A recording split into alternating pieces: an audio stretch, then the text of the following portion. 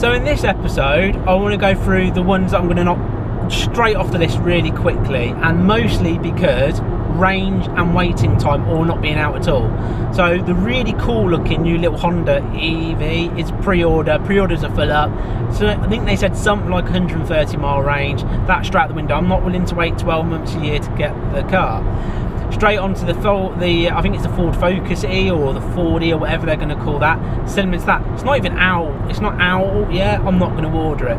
The Corsa electric, exactly the same thing again. It's not out yet. It's not available. There's some pictures out. It's out the window. Let's go on to the E-Up. Can't order it yet. Out the window. Why do they advertise these cars? You can't even order. What's the point?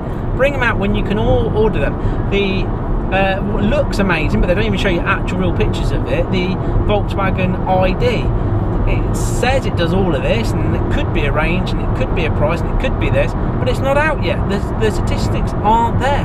Out the window.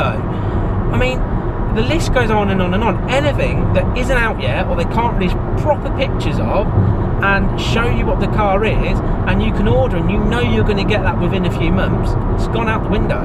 So there's a load of cars off of the list straight away that I would have been massively interested in if it wasn't register your interest. At some point in the future you can put your name down, and at some point in the future it might arrive, and at that point such and such and such will release a bigger battery, further distance car. Anyway, rant over.